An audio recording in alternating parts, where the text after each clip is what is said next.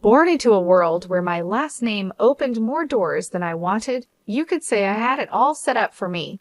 My dad's the big boss of a company you've probably seen on the stock exchange screen more times than you've cursed your morning alarm. Yes, that kind of rich. But if you're expecting stories of a golden girl draped in designer clothes and sipping champagne for breakfast, you've got the wrong story. Me, I've always kept it real, with my feet firmly on the ground. Money is nice, sure, but it's not everything. I chose a different path, one that led me to places money can't buy and experiences no gold card can fetch. Charity work, helping those in need, and living a life that's, well, ordinary. That's me, Laura. Not the fancy Laura, just Laura. So there I was, stuck in one of those typical evenings where my friend Amy decided we all needed to get out more. We ended up at this dive downtown, the kind where the beer is cheap and the lights are dim enough to hide your regrets. Amy was all hyped up, going on about some guy she met online. "You've got to meet him, Jess. He's totally your type," she kept saying. My type?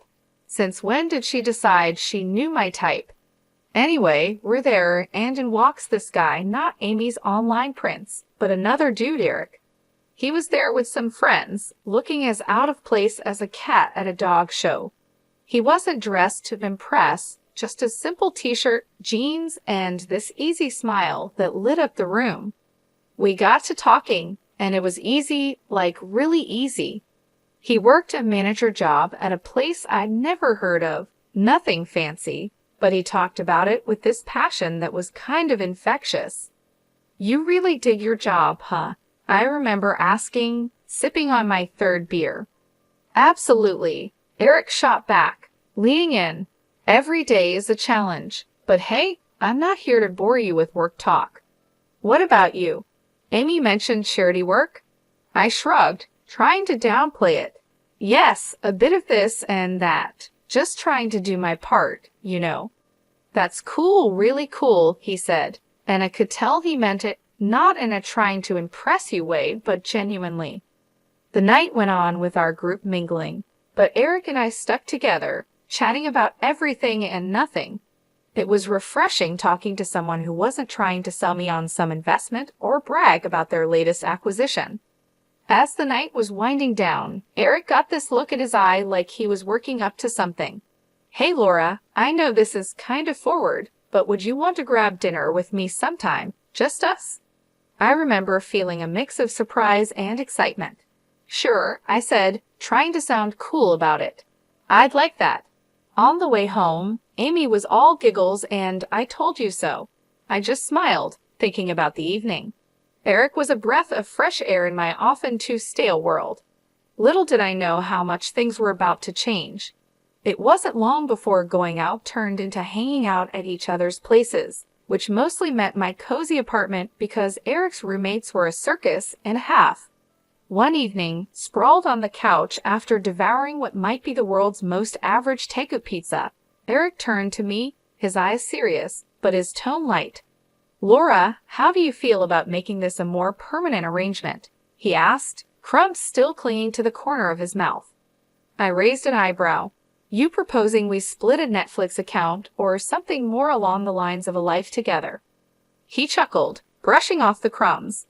"Well, I was thinking more like a life together, but hey, we can start with Netflix." The simplicity of it, the straightforwardness, no grand gestures or dramatic backdrops, just us in our element. It felt right. Eric, if you're asking what I think you're asking, yes, 1,000 times yes. And just like that, with the aroma of cheap pizza as our witness, we decided to tie the knot. It was swift, sure, but when you know, you know. Telling our families was the next hurdle. My folks, well, they've always been about the "as long as you're happy" mantra, but this was putting it to the test. Dad with his business empire and Mom the socialite, they had visions of me settling down with someone more in our circle. I broke the news over dinner, the fancy kind where you're not sure which fork to use for the salad. "Mom, Dad, I'm getting married to Eric." I said the words quickly, almost tumbling out. Dad paused, his fork midair. "Eric, the manager guy? Well, that's quick." Mom simply smiled, but it was a bit tight. Dear, are you sure? This is rather sudden, isn't it? But I was firm. Yes, I'm sure. He's amazing, and we're really happy together. Their skepticism was clear, but so was their love. Well, if he makes you happy, darling. Mom conceded, and Dad nodded in agreement. Eric's parents were a whole different story. We went over to their place, a cozy little house that always seemed to smell like fresh cookies or something equally comforting. Kelly and Jason were as down to earth as they come, and they welcomed me like I had always been part of the family. Eric tells us you're setting a date. Jason asked, passing me a plate of those famous cookies. Yes, we're thinking sooner rather than later. A small ceremony, nothing fancy, I replied, trying to gauge their reaction. Oh, sweetheart, that's wonderful. We're just thrilled for you both. Kelly beamed. Their warmth was enveloping, a stark contrast to the cautious optimism of my own parents. It was clear right from the start that our worlds were different, but the common ground was the genuine happiness for me and Eric. When planning the wedding, we were on the same page. Keep it simple, keep it us. A small ceremony, close friends and family, and an open bar because, as Eric put it, if we're doing this, we're making sure everyone's having a good time. And that's how it went down. A swift engagement, not because we were rushing, but because everything just clicked into place. Amid the whirlwind, there were quiet moments, looks shared between us that said, we're doing the right thing. And we were. We really were. Living with Eric started off as everything I'd hoped for and more. We were like two peas in a pod, making our little corner of the world in that cozy, modern apartment I had rented. It was ours, filled with love, laughter, and a ton of take-out containers because, let's face it, neither of us were winning any awards in the kitchen. It wasn't long before I started noticing how Eric's parents, Kelly and Jason, had this way of dropping hints about things they liked or needed whenever they came over. At first, it was subtle, almost cute. Oh, Laura, that's a lovely coffee maker. Must make mornings a breeze, Kelly would say, eyeing our shiny new appliance with a gleam in her eye. Or Jason would remark, this sofa is just divine. Our old one's been giving me a right pain in the back, you know. Wanting to be the good daughter-in-law, I took note of these little hints. I'd surprise them with gifts here and their coffee maker for Kelly, a comfortable new sofa for their living room, and so on. Their initial reactions were always the same, a mix of surprise and a little bit of guilt. Oh, Laura, you shouldn't have. This is too much, Kelly would exclaim, her hands fluttering to her chest. But you know, humans are funny creatures. Give them an inch and they'll take a mile. Those initial protests faded away, replaced by a growing list of subtle hints that were about as subtle as a brick through a window. Dinner at your folks' place was lovely, dear. Did you see that new TV they have? Crystal clear. Ours is practically ancient. Eric would relay his parents' latest comments, oblivious to the change in their tone. One evening, after I had just dropped a not-so-small fortune on a fancy new TV for them, Eric and I were curled up on the couch, my head resting in his lap. They really love the TV, babe. You're amazing, he said, his fingers running through my hair. But I felt the weight of their expectations starting to press down on me. Eric, do they expect us to keep doing this? It's getting a bit much, don't you think? I asked. He paused, his hand stopping mid-stroke. What do you mean? They're just happy, that's all, he replied. Happy or taking advantage. I pushed back, sitting up to look at him. It feels like we're their personal shopping service. Eric was taken aback, his brow furrowing. They're not like that, Jess. They're just not used to nice things, that's all. But where does it end, Eric? It's like they've got a taste for it now, and they're not looking back, I argued, frustration creeping into my voice. The conversation ended with an uneasy truce, but it was clear we were on different pages. Kelly and Jason's gratitude had morphed into entitlement, and it was putting a strain on me. I loved Eric, but I wasn't about to become a bottomless ATM for his parents. When my dad's company hit hard times, it felt like the rug was yanked out from under my feet. That cushy life, poof, gone. And with it, the whole dynamic of my relationship took a nosedive. The shift wasn't gradual. It was like flipping a switch from daylight to darkness. I had to break the news to Eric and his folks, and let me tell you, that was a conversation I'd been dreading. Listen, things are going to get tight. Dad's company's tanking and, well, we're in for a rough ride, I told them. I tried to keep my voice steady, but the tremor betrayed my nerves. Eric's reaction was a gut punch. You're kidding me, right? What do you mean things are going to get tight? You're telling me we can't live like we used to because of your dad's mess. His words were cold, and for a second, I wished the floor would swallow me whole. Kelly and Jason's faces were no better, their disappointment barely hidden. This is quite the situation you've put us in, Laura, Jason added, his tone full of reproach. Just like that, the warmth and camaraderie we once shared disappeared, replaced by a cold expectation that somehow I was to blame for my family's financial downturn. Moving in with them was supposed to be a temporary solution. Our once independent life was swapped for a guest room that felt more like a cell in the house of two people who now saw us as a nuisance. The atmosphere was charged with tension, every day a reminder that I'd somehow failed them. We're cutting back on everything because of this, Kelly would remind me, her voice sharp as she served dinner that was a far cry from the lavish meals we used to enjoy. And Jason always had a comment on saving costs. Make sure those lights are off. We're not running a charity here. But Eric was the hardest to bear. The man I married seemed to have vanished, replaced by someone who saw me as a letdown. Can't you do something? Talk to your dad? It's like you don't even care we're living like this. He'd snap, anger flaring over the smallest things. Our conversations, once easy and filled with future plans, were now minefields. Every word I said was a potential trigger for another outburst. I thought marrying you meant security, not this struggle, he'd throw at me during arguments, his words slicing through me. It was clear we weren't just dealing with financial stress. This was a test of our relationship, revealing true colors under pressure. I was stuck in the middle, battling the disillusionment from my husband and his parents while grappling with my own sense of failure. Kelly's birthday dinner was supposed to be a cozy family thing in an upscale restaurant, a break from the constant tension, but it turned into the showdown of a lifetime. I should have seen it coming with the way things had been going at their place.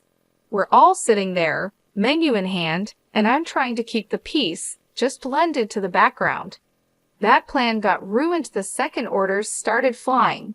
Eric, with a grin that made my skin crawl, goes, "Let's get the steak and lobster for us," and then throws a look my way, 1 part smug, 2 parts cruel. Laura can do with the soup of the day. Got to save where we can, right? They all laugh like it's the best joke they've heard in ages. Kelly adds her 2 cents. Absolutely. Can't have Laura overspending now, can we? I felt a flush of heat, not from embarrassment, but pure fury. Really? Soup? What's this? Some kind of sick joke? I snapped back, my voice sharper than I intended. Oh, come on, Laura. It's just a bit of fun, Eric said, that smirk still plastered on his face. That's when I lost it. Fun? This is your idea of fun. When things are tough, you show how petty you really are? I can't believe I fell for your act, I exclaimed. You could hear a pin drop. The whole restaurant was watching now, the awkwardness off the charts. I didn't sit back down. Keep your fancy dishes and your pathetic jokes. I'm out, I said, standing up so fast my chair nearly toppled over, the noise echoing and turning more heads our way. Eric reached out, trying to play the peacemaker.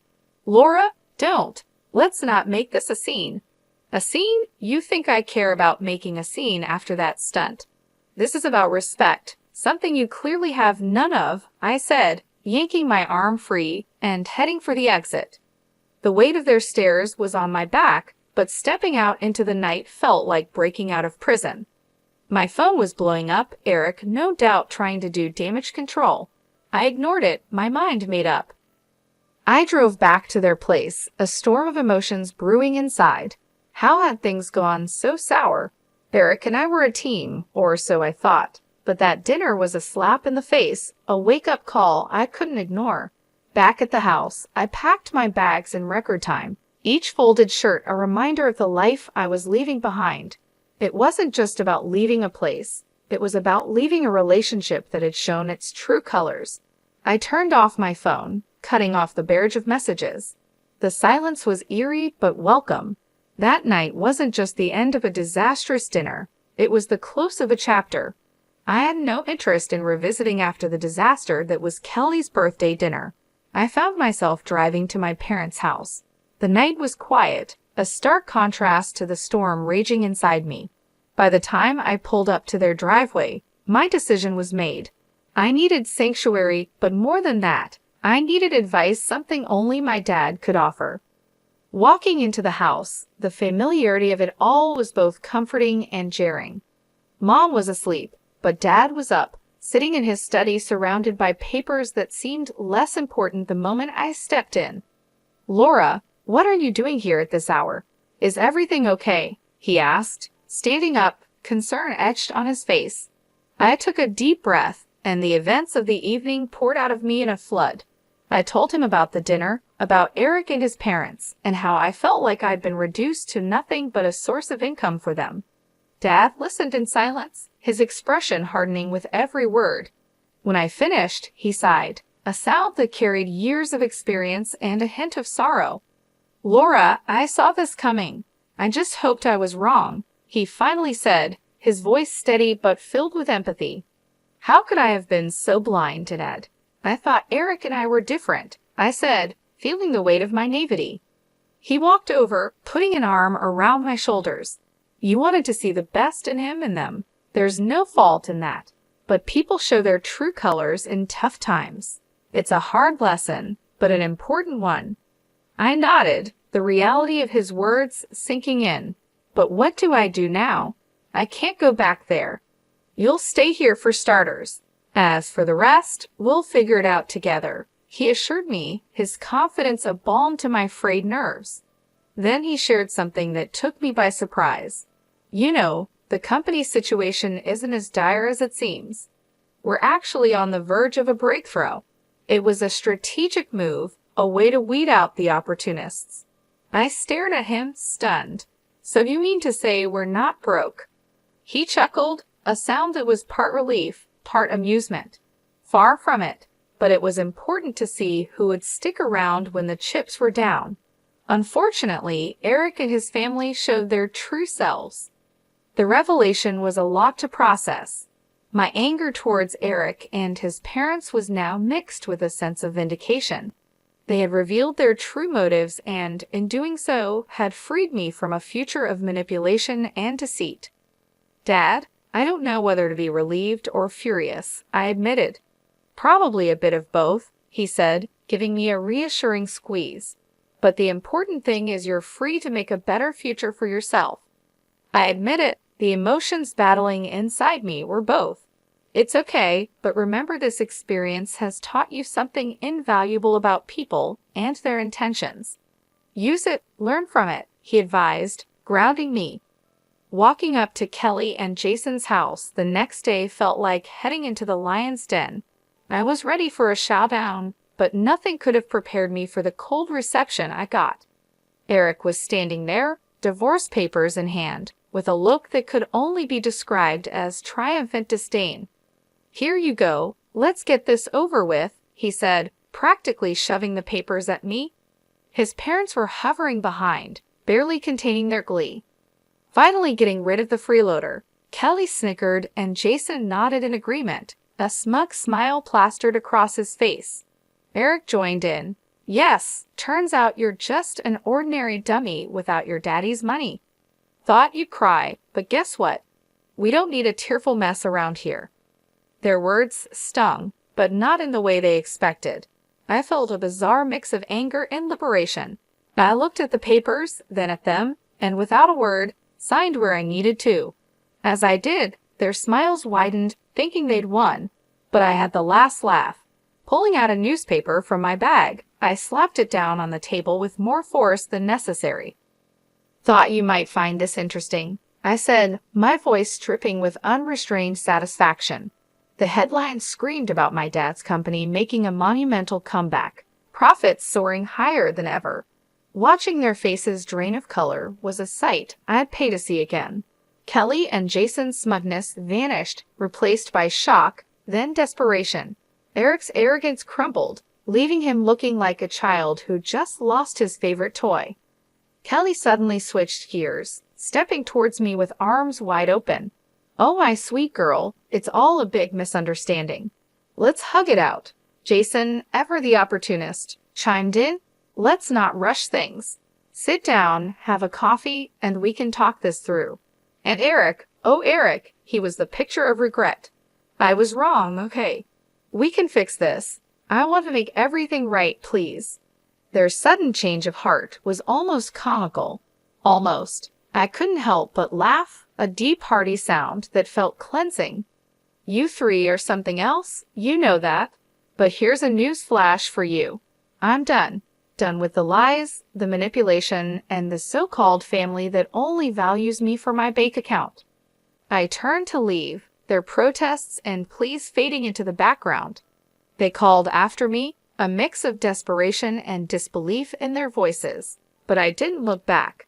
Not this time. After the spectacle at Kelly and Jason's house, I was done not just with them, but with the whole sorry saga that had become my life. I needed a fresh start, a clean slate. So I took some time at my parents' place, getting my head and heart back in the game. One afternoon, a couple of weeks after the divorce was finalized, I was out for coffee with Amy, my ever-supportive friend who had been there through it all. "Girl, you look like a weight's been lifted," she commented, sipping her latte. I laughed, feeling lighter than I had in months. "You have no idea. It's like I can finally breathe again," I said. Amy leaned in, her expression turning serious. "So what's next for you, Jess? You have a clean slate now." I thought about it, stirring my coffee absent-mindedly. "I'm not sure, but I'm excited to find out. Maybe I'll travel, pick up some of the charity work I had to put on hold. As for love," I paused, giving her a rueful smile. "I think I'll give that a miss for a while. Just make sure you're doing what makes you happy, okay? You deserve it after all that drama," she said, reaching over to squeeze my hand. "Thanks, Amy. That's the plan." Not long after that conversation, my phone started buzzing with calls and messages from Eric. He was pleading, saying he had changed, that we could start over. His parents even got in on the act, sending messages filled with apologies and invitations to talk things over. Sitting in my room, phone in hand, I couldn't help but laugh. The sheer audacity was almost admirable. Almost. I typed out a response, one I've been mulling over for days. "Eric, moving on means moving forward, not going back to what broke you. I wish you all the best, but this is where our path ends for good. Take care." Hitting send felt like closing the final chapter of a book I'd been stuck in for too long, and just like that, I was ready to start writing a new one. The next few months were a blur of activity. I threw myself into my work, took up volunteering with a vengeance, and even booked a solo trip to a place I'd always wanted to visit. Life was full, and for the first time in a long while, it was fulfilling too. One evening, sitting on a balcony overlooking a bustling street in a far-off city, I felt a sense of peace and excitement for the future. I was ready for whatever came next. I realized I'd found what I'd been searching for all along. Peace. The drama, the heartache, the betrayal, it all seemed like a distant memory. My phone buzzed with a new message, but this time it was from a number I didn't recognize. Hesitantly, I opened it. It was from someone I'd met during my travels, someone who made me laugh and think in equal measure. "Hey Laura, how about dinner when you're back? No expectations, just food and good company." I stared at the message, a smile slowly spreading across my face. Maybe it was time to open my heart again, but on my terms, at my pace. I looked at the text and replied, Yes, hitting send before I could second-guess myself. Looking out at the city lights, I felt a sense of excitement for the future. I had moved on, not just from Eric and his family, but from the person I was when I was with them. I was stronger, wiser, and ready for whatever came next.